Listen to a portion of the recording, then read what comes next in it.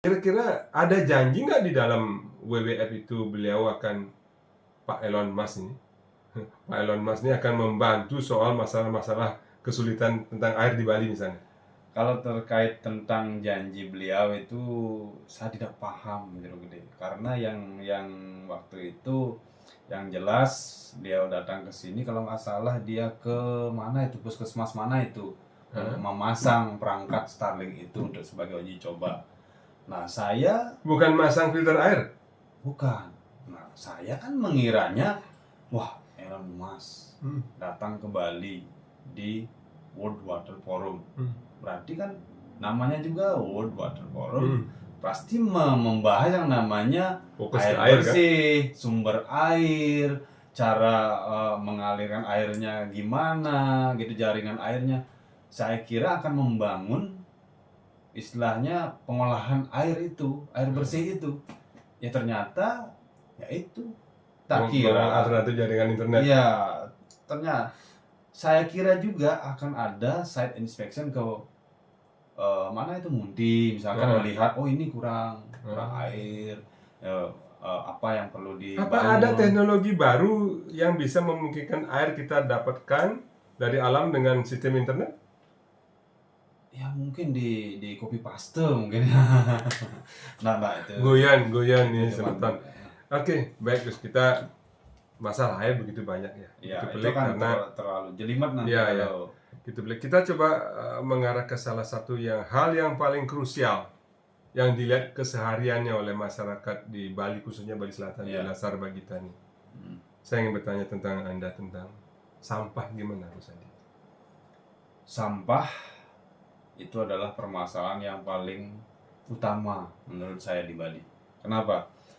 Karena kembali lagi Bali itu kan menjual istilahnya pariwisata, hidup dengan pariwisata, bekerja di pariwisata. Pariwisata itu akan estetik kalau etika lingkungannya bagus, bersih. Intinya artinya kota itu bersih, rapi. Kota itu bersih. Kita ambil contoh aja Singapura gitulah. Iya, pengelolaan sampahnya bagus. Jelas. Seperti itu. Jangan sampai pengelolaan sampah itu serampangan gitu loh. Misalkan baru melihat insinerator di mana itu di Singapura, kita ujuk-ujuk membangun insinerator, tapi memang sudah dibangun insinerator di Bali? ada itu dengan kuantitas kecil yang di TPST Kesiman Kertelangi itu kan ada itu. Cuman saya belum tahu apa AMDALnya itu udah masuk. AMDALnya udah masuk, tapi yang jelas saya juga tinggal di sana menimbulkan bau dia. Ketika pembakaran menimbulkan bau, akhirnya efek polusinya masih ada. Masih polutannya masih. Polutan masih kita hirup di situ. Masih hirup. Harusnya kan. Dan itu sekarang dibiarkan oleh pemerintah. Astungkare mungkin setelah protes-protes dari masyarakat itu sudah ditutup kan. Ditutup. Lantas kemana dibawa sampahnya yang sudah ada dan yang akan ada? Nah itu udah sekarang paslon-paslon yang menjadi wali kota Denpasar itu harus memikirkan sampah ini. Ada nggak uraiannya di dalam kampanye-kampanyenya, kampanye-kampanyenya? Akan diapakan sampah yang ada di tempat Gus, mungkin di TPA Suwung setahu saya, dibawa kemana dan bagaimana cara pengolahannya? Yang jelas pengolahannya, jangan dulu kita mau bicara pengolahannya terlalu cepat ya kita membicarakan pengolahan. Sekarang apakah masyarakat atau yang bekerja di TPA itu sudah paham betul dengan limbah dan sampah? Wow. Mungkin Jero Gede Wanji lebih paham apa sih yang dimaksud dengan limbah, apa yang dimaksud dengan sampah. Yang ini jangan sampai nanti ya sekelas anggota DPR tidak istilahnya tidak mengenal hal itu gitu loh. Jadi begini pemirsa, saya lucu kan jadinya kalau tidak bisa membedakan. Sampah di Bali ya. Saya diskusi dengan beliau sebelum kami buat video ini. Sudah 3 gubernur ya.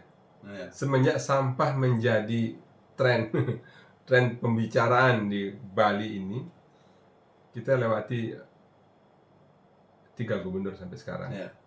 Jadi 2 gubernur definitif, yang satu 10 tahun, yang satu 5 tahun, yang satu masa jabatan itu PJ hanya beberapa tahun 1 tahun. Gus Adi selaku pengamat lingkungan, karena di sini mengadvokasi lingkungan, Ya. ada nggak dari mereka, mohon maaf dari beliau ini yang pernah memimpin kita di Bali ini punya konsep tertentu dan sudah terwujud, terbukti, entah itu sukses atau tidak, tentang masalah penanggulangan sampah ini? Saya ambil di Denpasar lah dulu ya. Di Denpasar pernah ada wacana, yaitu sebelum WWF, Ya. sebelum WWF kan ada itu edaran bahwa harus memilah sampah. Oke. Masyarakat pasti akan mau memilah. Cuman yang namanya regulasi, yang namanya aturan, setahu saya harus didukung dengan yang namanya fasilitas dan controller. Ya, Ya. pasti. Ya kalau ada aturan tapi yang mengontrol tidak ada dan fasilitasnya kurang. Misal nih, setelah dipilah ada sampah plastik, ada sampah limbah yang namanya padat, botol yang kayak gitu. Ya. Kalau itu tidak, yang pengangkutnya itu juga tidak dibedakan, ya sama saja dengan bohong, tercampur lagi. Jadi di hulunya Ya, ditarap kebijakan bicara memilah, tapi setelah eksekusi kumpulnya bareng. harusnya kan Ketemu lagi gitu dong. Iya, Si botol ketemu lagi, Iya. si plastik ketemu lagi. harusnya kan oke lah, kita siapkan yang namanya tong sampah yang berbeda-beda kan, organik, non organik, plastik segala macam. Terus yang ambil juga truknya juga beda-beda kan, sehingga itu memang efektif pekerjaannya kan, tidak Nah, selama ini truknya sama. Saya belum pernah melihat truk yang berbeda. Saya sarkas bertanya itu terus terang ya, Iya. sobat konsumen. Begini ya, kebetulan saya 17 tahun bergelut di bidang persampahan. Iya. Mungkin tadi air. Orang salah kaprah tentang pengertian sampah. Sampah itu adalah output dari segala output proses yang ujungnya adalah dimusnahkan. Pertanyaannya adalah, bila sampah dipilih, dipergunakan lagi, apanya mau dipergunakan lagi? Nah, itu dah makanya kan terlalu cepat kita membicarakan yang namanya mengolah. Nah, kalau kita tidak bisa membedakan kita ada definisi sampah, limbah, sampah. Sampah itu dulu yang mana limbah, yang sampah. mana sampah. Nah, itu Ada sedikit terminologi rancu dalam hal ini. Jadi ini pengetahuan saya, Gus ya. Iya. Mohon maaf.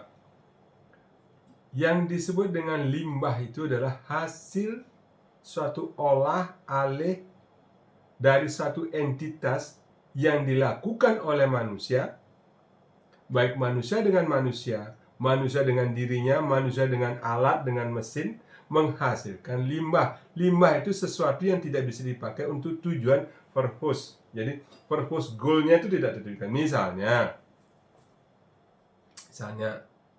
satu entitas industri, katakanlah industri plastik lah. Iya. Segala bentuk plastik.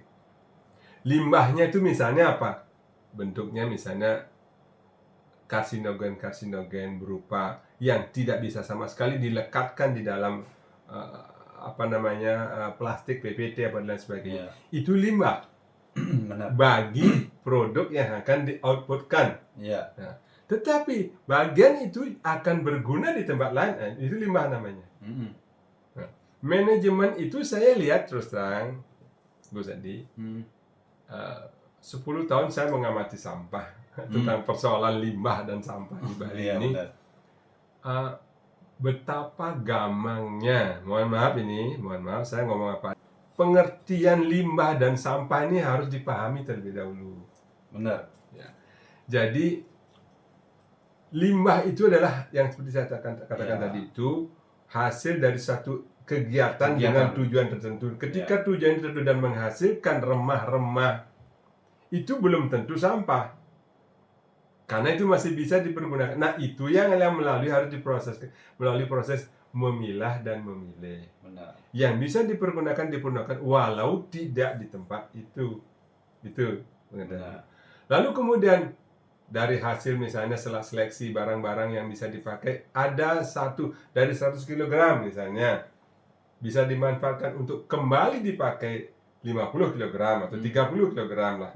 Sisanya lagi 70 kg ini dipakai untuk di entitas produksi tertentu lagi. Dimanfaatkan. Dari 70 kg tersisalah 30 kg lagi. Sisanya ini kalau dua ini sudah mengatakan tidak dan di tempat lain pun tidak, nah yang 30% itulah yang namanya sampah. Trash. Persoalannya sekarang adalah 30% ini yang ada di Bali itu semua dibuang ke TPA. Kepada bapak-bapak atau ibu-ibu pejabat yang punya ide untuk sampah di TPA soal dipilah di rumah, saya ingin bertanya, sebelum bapak dan ibu di rumah tangga ini membuang sampahnya keluar, kan sudah melalui proses pemilahan di rumahnya. Kalau karton dikumpulkan, datang pemulung dijual. Kalau plastik dikumpulkan, datang pemulung botol dijual. Artinya apa? Sampah yang keluar dari rumah tangga itu memang sudah tidak bisa dipakai lagi. Lah yang diminta tadi oleh pejabat yang mengatakan kepada Gus Adi bahwa sampah akan dipilah, apanya yang dipilah?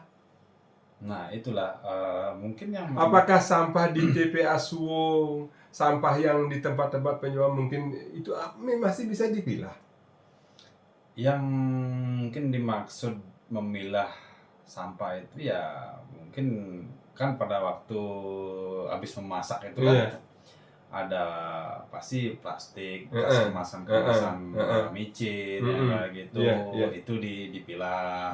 Mungkin itu maksudnya dari rumah itu dari kan, rumah. dan masing-masing dimasukkan ke dalam Terus ya plastik. sisa-sisa sayur itu yang tidak dimasak atau tidak dimakan itu dikumpulkan sesama yang organik. Nah, itu setelah habis memasak, setelah habis berkegiatan, cuci piring segala macam, baru dibuang kan ke tempat sampah. Nah, mungkin itu maksudnya yang plastik ditaruh di plastik, yang organik ditaruh di organik. Dari rumah mereka keluar berpisah. Ya, dalam plastik yang lain gitulah. Ya, harusnya terpisah kan. Lalu kemudian kendaraan yang mengangkut sampah dari rumah sampai ke tempat yang berikutnya itu kendaraan yang sama? Itu yang saya lihat sama. Nah, ya. Oke lah itu mungkin kurang biaya untuk membeli fasilitas truk itu. Tapi saya sebagai generasi muda punya jalan keluar kok. Oke. Ini misalkan memang Pemkot itu kekurangan anggaran atau Pemda lah gitu. Ya, untuk membeli yang namanya armada atau truk itu. Untuk masing-masing misalkan plastik, organik dan lain sebagainya, kan bisa di schedule. Hari Senin misalkan pengangkutan sampah organik, kan satu truk bisa itu pakai. Misalnya hari Senin, ya, yang organik saja, sisa ibu memilah dan masak sampah itu dilakukan. Lalu kemudian yang besoknya truk yang plastik. Saudara, yang sama kan ini ide brilian. Ini ide brilian dari seorang IGD Adi Putra Sarjana Hukum. Mohon bapak-bapak, ibu-ibu yang silahkan. Ini cara yang mungkin bisa dilakukan saat sekarang. Walau itu tidak sustain ya. Dalam volume sedikit mungkin masih bagus. Tetapi kedepannya, kalau yang saya lihat di negara-negara maju, Gus Adi, itu memang berbarengan. Jamnya terpisah. Jadi truk itu berjalan. Contohnya misalnya, saya akan tayangkan nanti di dalam caption ya. Di Jerman itu berbeda warna truknya. Nah itu karena anggaran sudah mencukupi kan, enak itu. Nah persoalannya kalau kita bicara anggaran ya, bukannya Bali PAD-nya tinggi dari sektor pariwisata? Tinggi. Terus apa masalahnya dengan barang itu? Harusnya kalau dengan PAD dari sektor pariwisata tinggi, harusnya apalagi sekarang ada apa namanya itu pemungutan levy Ya, income masuk pariwisata yang 150.000 per 150.000. orang setiap Ya, pariwisata $10. yang masuk Hmm. ke Bali membayar itu kan. Kan sudah dimulai itu. Sudah mulai. Tamu-tamu saya udah bayar juga kan. Oh. Nah itu kan bisa dipakai mohon pemerintah atau pemangku jabatan transparan Nah, ini mohon didengar nih, mohon didengar. transparan mengenai pemungutan uang itu yang levy itu. Apakah itu benar-benar untuk istilahnya menjaga lingkungan, budaya. Kan itu tujuannya untuk itu. Iya, untuk sampah, lingkungan, budaya. Silakan nanti transparansinya itu ditayangkan atau melalui apa, silakan itu skemanya silakan. Apa tidak bisa mohon maaf bahasa Bali ditempil sedikit itu. PAD yang Kabupaten Badung PAD-nya tinggi loh dari PHR 5 triliun, hampir rata-rata 5 triliun lebih tiap tahun. Apa dihabis? Mobil segitu berapa sih? Ada mungkin barangkali pemirsa yang tahu harga kendaraan truk untuk pengangkut yang bisa dipres itu kan, itu lebih bagus ya. Masa lebih mahal dari harga Rubicon sih? Yang jelas itu lebih murah daripada Rubicon. Dan bisa diproduksi di Indonesia kan? Ya. Ada, kalau tidak salah ada pabriknya di Bandung ya. Benar. Oke. Nah ini wow, baru 2 ya kita bahas masalah air, kelangkaan air untuk hayati kemudian kita lalu membahas masalah sampah. Wah, sedemikian ribetnya masalah kita ini. Nah, oke. Kita tadi membicarakan soal limbah, apa itu limbah, dan mudah-mudahan ini bisa diperbaiki terminologi ini. Jadi dengan mengerti dan memahami apa sih ujung akhir daripada sesuatu yang dibuang dan tidak bisa diapa-apakan. Benar. Dari rangkaian produk olahan manusia ini. Lalu kemudian air tadi juga jelas di situ. Nah, efeknya dari air ini adalah masalah agro kan. Benar. Masalah agro, ketika bicara masalah air ada hambatan. Ada persoalan. Ketika bicara masalah pertanian, perkebunan ada juga hambatan. Bicara sampah ada hambatan. Yang tidak terhambat apa ya kira-kira di sini Gus ya? Jalan tol. belum Bebas hambatan ya. Bebas hambatan. Nah, kita melangkah Gus. Mungkin ini sedikit.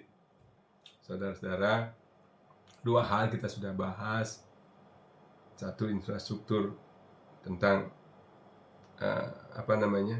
Tadi kita bahas air ya. Ya, air. Kebutuhan hayati. Kita belum bahas infrastrukturnya. Kemudian ini yang kita lihat secara fakta di lapangan ya, sering menjadi keluhan oleh netizen, warga masyarakat. Sekarang tidak ada koran, kita nggak bisa lihat semua orang netizen sekarang ya. Ya. Semua orang is netizen. Ya. Jadi kemudian kalau kita sambungkan lagi dengan jargon-jargon kampanye para calon-calon pemimpin kita juga hampir tidak ada yang menyentuh ini ya. Hampir tidak ada. Ada nggak yang misalnya dari calon gubernur, pasangan nomor 1, nomor 2 membicarakan masa depan Bali tentang penanggulangan airnya, penanggulangan sampahnya. Yang salah satu paslon ya yang dibicarakan ya ada yang hibah.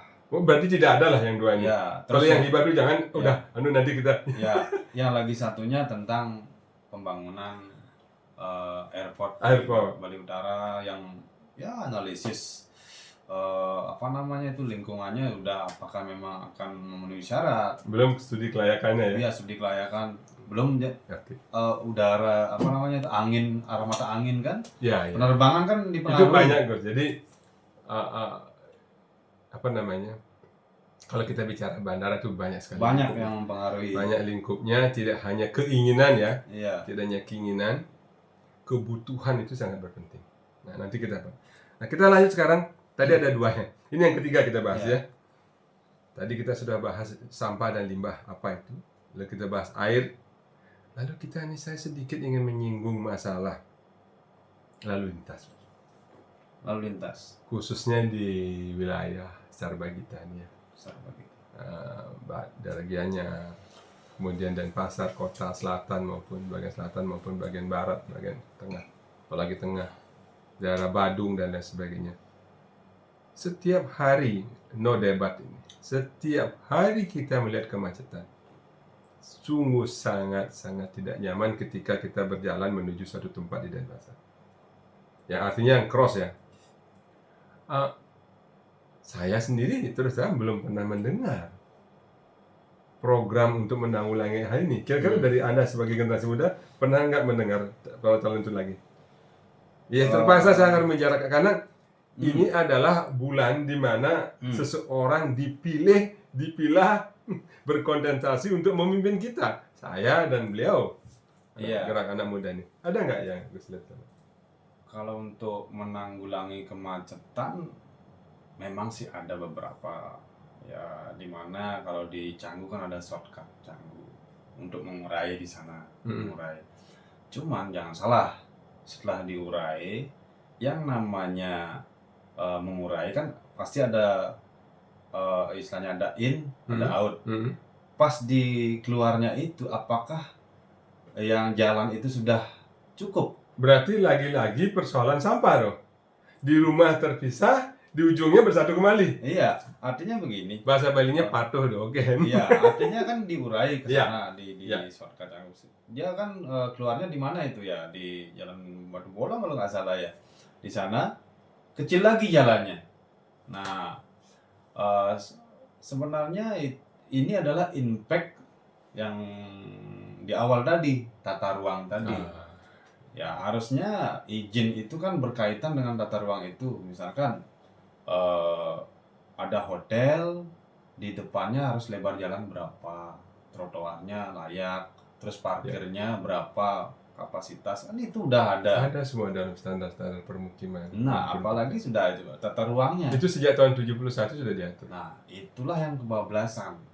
Ya, jadi kalau sudah kebablasan, artinya begini, Gus. Lalu pembangunan yang kita rasakan macetnya selama katakanlah 20 tahun terakhir sejak reformasi ini, acuannya apa mereka? Maaf, mereka dalam arti karena yang berhak mengolah, merespon, menata itu kan pihak pemerintah. Iya.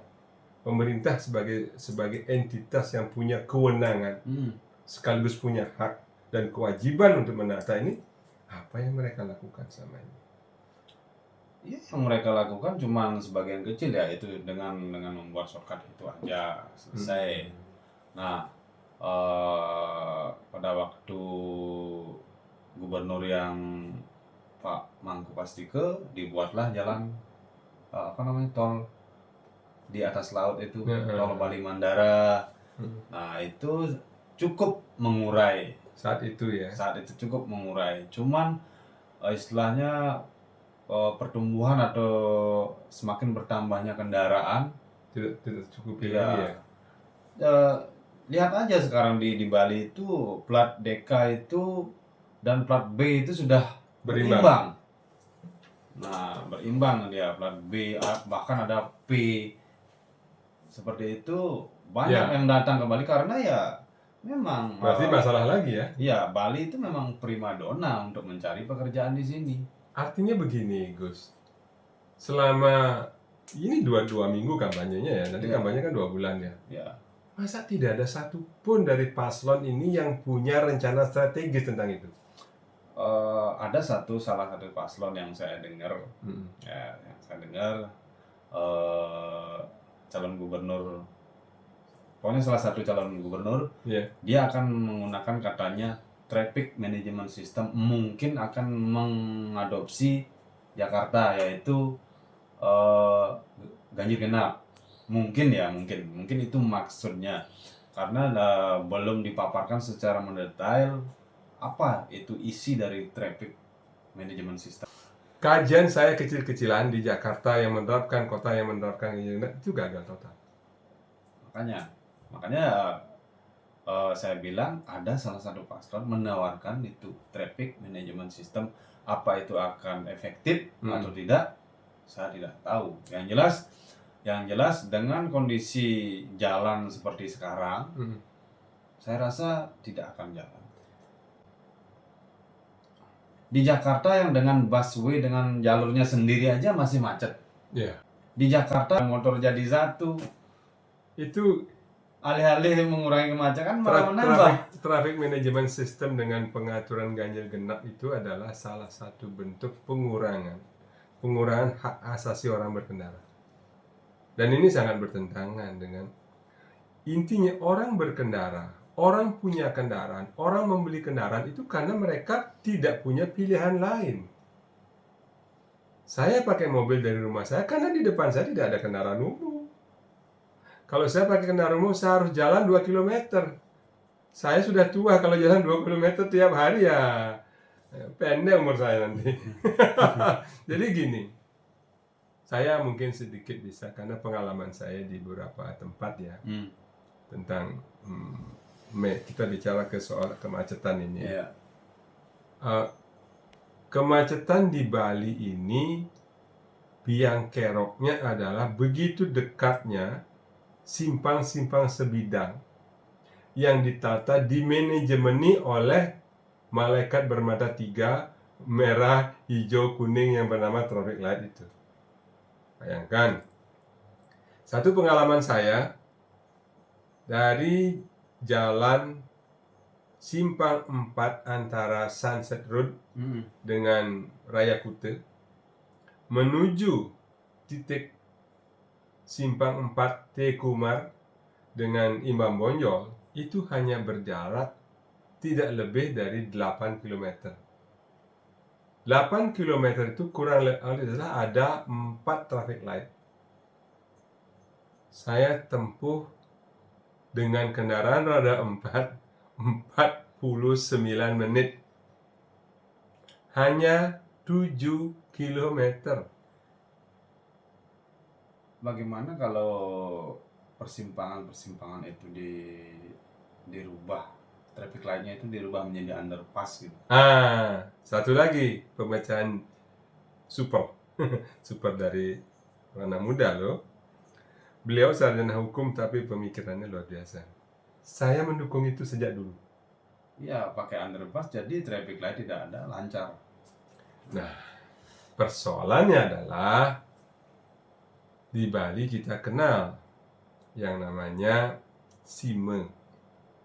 Tata krama tidak tertulis, tidak ada acuannya, tidak ada jelas aturan yang bagaimana yang namanya suci, letah, sulub dan lain sebagainya. Iya. Nah, apakah ini? Karena terus terang, saya pun berpendapat yang sama dengan beliau ya.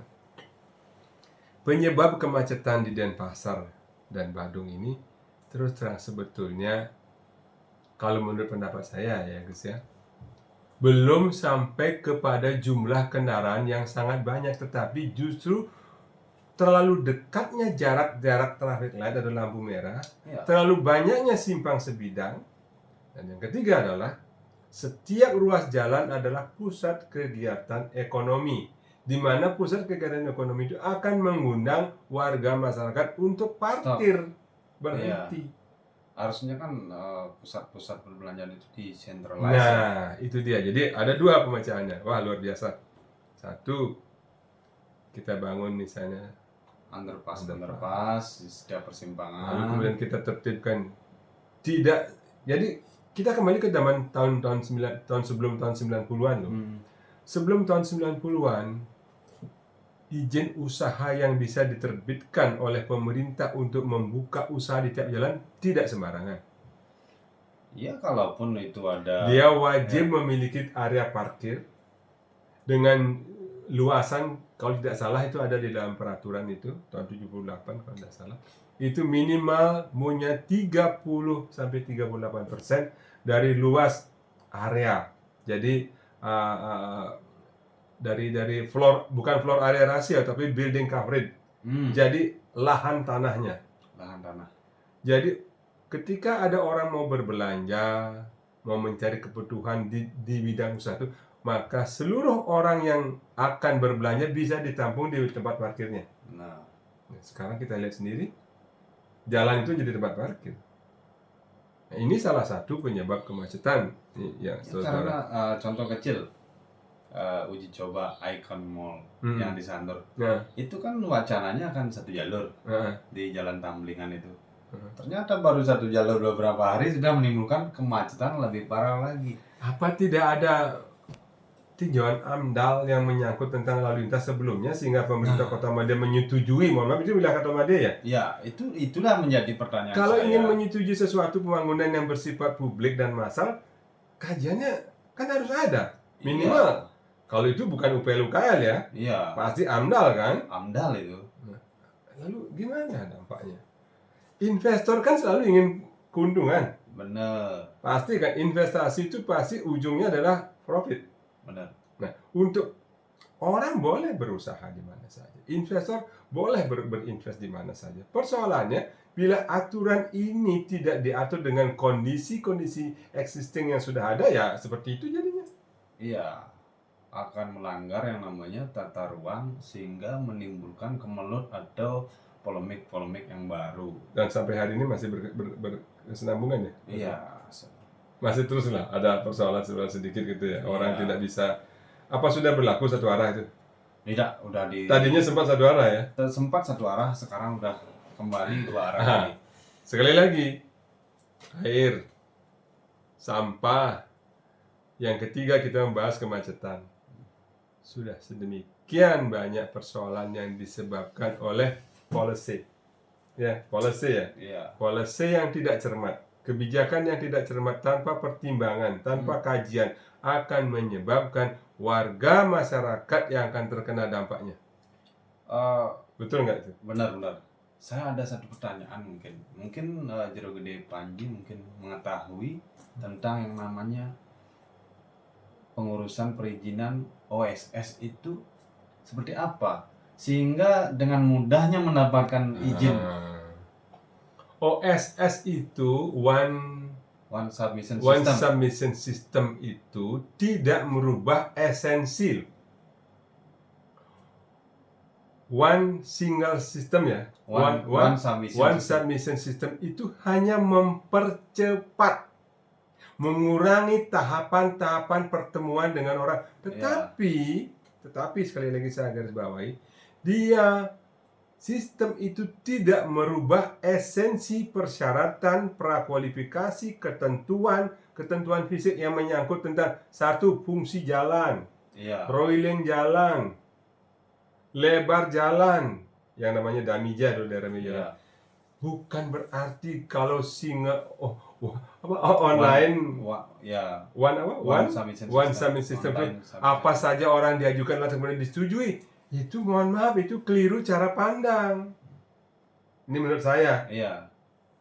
Dulu saya pernah terlibat di Jakarta tahun 2000-2004 mengurusi persoalan-persoalan ini.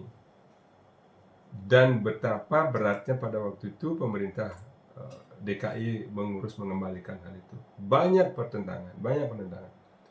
Ya, tapi alam berkehendak lain, akhirnya memang masyarakat harus terbiasa dengan itu. Tahun-tahun itu adalah tahun lahirnya bus Trans Jakarta. Ide-ide untuk membuat MRT, ide-ide untuk membuat kereta gantung, komuter dan sebagainya. Itu lahir tahun itu ketika melihat persoalan sudah tidak ada alternatif lain lagi. Sehingga banyak komplek jalan yang tadinya menjadi pusat kegiatan ekonomi masyarakat dikumpulkan dalam satu tempat, dibuka di situ, kiosnya di situ dan lain sebagainya, sehingga masyarakat yang ingin berbelanja tidak lagi parkir di jalan. Nah, saya kira mungkin Kota Madya, Denpasar dan Badung bisa mengambil salah satu contoh itu, gitu. Karena lumayan berhasil di beberapa tempat. Contohnya Jakarta Timur di Cakung itu seperti itu. Kampung ditata, dibikin pertemuan, tetapi berdekatan dengan itu pusat perbelanjaan ada di flat itu tidak boleh berdagang. Flat itu hanya untuk tempat tinggal, mengurus keluarga, membesarkan keluarga, tetapi pusat perdagangannya lahirlah perdagangan. Saya nyebut merek ya, tidak apa-apa ya. Kita misalnya Mangga 2. Itu asalnya dari hal-hal itu. Nah, saya belum melihat nih terus terang. Saya belum melihat upaya pemerintah baik provinsi maupun kabupaten kota di Bali ini punya program seperti itu gitu. apapun yang orang ajukan, apalagi kalau sudah mengatasnamakan UMKM, pasti dikasih izin. Mau sebelahnya jual, mohon maaf, apa namanya, makanan anak-anak itu yang sekarang di Jakarta bahkan sudah dikendalikan karena menyebabkan orang diabetes pada anak-anak usia sekolah SD. Ya. Di sebelahnya buka lagi hal yang sama. Padahal menyebut UMKM. Ya, saya tidak mau, nanti lain kali saya akan bahas UMKM itu apa dampaknya dan apa sebetulnya itu. Itu entitas apa gitu. Nah, berarti salah satu penyumbang kemacetan di kota Denpasar ini ada salah satunya itu ya, kebijakan-kebijakan tentang tata ruang dalam arti luas seperti itu ya. Kalau menurut cara pandang saya melihat situasi jalan, parkir, ataupun mall-mall itu yang parkirnya tidak cukup itu, saya rasa tata ruang itu tidak terverifikasi dengan baik gitu menurut saya ya. Menurut saya kalau memang terverifikasi dengan baik tentunya ya bisa menampung kan. Tidak mungkin ada melebar di jalan, berhenti di jalan. Seperti itu. Padahal ini jelas-jelas itu fungsi kota ya. Fungsi kota, fungsi kabupaten yang punya kewajiban untuk menata itu ya. Iya. Jangankan kemacetan, coba aja lihat trotoar. Pada saat musim hujan juga di Renon terutama jalan berubah jadi kali ya. Iya, sering kali menjadi banjir seperti itu ya. Entah apa nanti solusi dari masing-masing calon. Saya tidak mau nyindir, mohon maaf, saya tidak mau nyindir bapak-bapak dan ibu-ibu kita di legislatif, karena terus kebijakan itu kan lahir dari mesin penghasil regulasi ya. Lawmaker ya. Itu kan ada di DPRD, ada di DPR. Walaupun misalkan bupati atau wali kota, gubernur itu mengajukan sebuah program kan disetujui oleh, harus mendapat persetujuan kan seperti itu. Nah, memang terus terang ini pelik penonton channel Juru Gede Panji yang saya hormati. Channel ini memang saya buat untuk membuka sesuatu, bukan buka wawasan. Saya bukan orang yang harus memberi, enggak, membuka rasa ngeh ya. Iya. Rasa ngeh bahwa seharusnya ada kolaborasi cantik antara para pemegang kekuasaan, pembuat regulasi, dan masyarakat yang lebih banyak jumlahnya yang akan menikmati, akan terkena dampak dari segala kebijakan yang, mohon maaf, dibuat tidak berdasarkan kajian-kajian yang matang dan dalam. Ini yang baru kita bicara 4 saja sudah seperti ini. Saya lumayan ini waktunya, sudah 1 jam. Ya mungkin nanti kan kita akan lanjutkan dalam pembahasan lain. Tapi yang jelas saya akan simpulkan dari persoalan air, persoalan sampah dan limbah, dan lalu lintas serta tata kota, tata ruang ya. Kita belum membahas masalah tentang terkonversinya lahan-lahan subur. Kita akan jumpa di dalam berikutnya. Terima kasih Gus Adi sudah hadir di tempat saya, di tempat sederhana ini. Semoga lain waktu kita bisa bahas yang lain. Dan harapan kita adalah, dari saya berharap bapak-bapak yang akan menjadi pemimpin kita ini bisa lebih mengembangkan lagi wacana-wacananya, program-programnya. Justru saat inilah bapak-bapak, baik itu calon gubernur, calon bupati, calon wali kota, untuk mengutarakan kepada masyarakat seperti kami, seperti Gus Adi Putra. Ya karena calon, ya mereka akan jadi pemimpin kita. Calon gubernur atau wakil gubernur itu hanya satu yang mereka harus punya. Betul. Berapapun yang leadership skill. Iya. Dari leadership itu dia tidak perlu harus paham dengan arsitek, tidak perlu paham dengan sampah, tinggal dia mendistribusi persoalan itu misalkan kepada sampah, ahli-ahlinya. Nah, oleh sebab itu maka saya bersama Pak Gede Adi Putra, Gus Adi, itu sewanti-wanti berharap untuk layak kami pilih Anda nanti dalam pilkada tanggal 27 November ini, tolong kemukakan ide-ide brilian Anda. Betul, setuju itu ya? Setuju sekali. Kemukakan program-program Anda. Jangan itu-itu saja. Gratis ini, gratis itu, padahal sudah ada dalam undang-undang. Janji bangun ini, bangun itu. Nggak usah jauh-jauh dulu lah. Mau bangun bandara, bangun MRT yang ratusan triliun semuanya. Jadi, terima kasih Godi. Sekali lagi mungkin sebagai penutup Gus Adi tentang yang tadi kita bicarakan itu, kita bicara soal air, soal sampah, soal kemacetan, ya, dan limbah itu. Gimana Baik. kira-kira? Baik. Sebagai Mungkin penutup, saya silakan. penutup sebagai konklusi ya, sebagai kesimpulan. Saya berharap kepada nanti calon-calon pemimpin di wali kota, bupati, ataupun gubernur yang terpilih di Pilkada 2024 nanti, semoga masalah-masalah yang tadi kita kemukakan, yaitu masalah sumber air, sampah, kemacetan itu menjadi main program. Menjadi main program atau program utamanya lah gitu. Bagus. Dan seperti kata Truk De Panji, jadi pemimpin pinter-pinterlah berkolaborasi dengan masyarakat. Masyarakat itu di Bali ini tidak semuanya bodoh, ada yang pintar.